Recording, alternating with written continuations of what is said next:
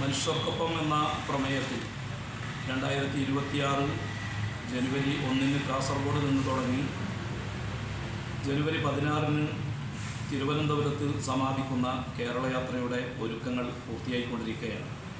ഉദ്ഘാടന സമ്മേളനം കാസർഗോഡ് ചെർക്കളയിലാണ്. മഹാനായ നൂറുൽ ഉലമ MA ഉസ്താദിൻ്റെ പേരിൽ സജ്ജീകരിച്ച നഗരിയിൽ ഒരുക്കങ്ങൾ പൂർത്തിയായി വരികയാണ്. ജനുവരി 1 ഉച്ചയ്ക്ക് മംഗലാപുരം സെയ്ദ് മുഹമ്മദ് മദനി ഷരീഫ് സിയാറത്തോടുകൂടി ജാഥാ നായകൻ കാന്തപുരം ഉസ്താദ്, ഉപനായകന്മാർ സയ്യിദ് ഖലീൽ ബുഖാരി തങ്ങൾ, പേരൂർ ഉസ്താദ് അടക്കമുള്ള വലിയ നേതൃത്വം സിയാറത്തിന് ശേഷം കാസർഗോഡേക്ക് കടന്നു വരും. 3 മണിക്ക് കർണാടക കേരള അതിർത്തി തലപ്പാടി പ്രാസ്ഥാനിക നേതാക്കൾ അഭിവാദ്യം ചെയ്തവർ സ്വീകരിക്കുകയും കാസർഗോഡ് ചെർക്കള MA ഉസ്താദ് നഗരിയിലേക്ക് ആനയിക്കുകയും ചെയ്യും.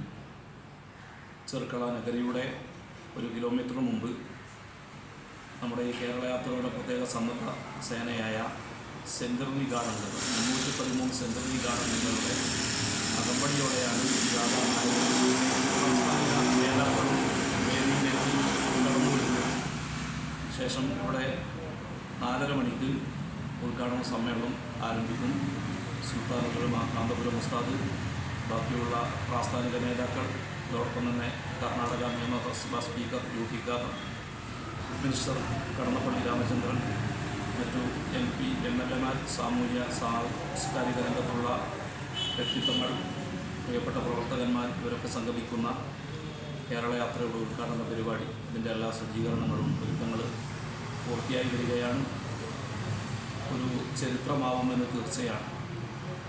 1999 നടന്ന 1-ാം കേരളയാത്രയും 2012 നടന്ന 2-ാം കേരളയാത്രയുടെ തുടർച്ചയായി സുൽത്താനുൽ ഉലമ കാന്തപുരം ഉസ്താദ് നയിക്കുന്ന 3-ാം കേരളയാത്ര എന്തുകൊണ്ടും അത് ചരിത്ര സംഭവമാകുമെന്ന് ഉറച്ച വിശ്വാസത്തിലാണ് ഞങ്ങൾ.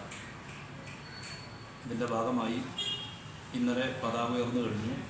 ഇന്ന് ജനുവരി 31 വൈകുന്നേരം മഗ്‌രിബിന് ശേഷം മതപ്രഭാഷണവും മഴവർത്തൽ ബദിരിയ മജ്‌ലിസും ആത്മീയ സംഗമവും നടക്കുകയാണ്.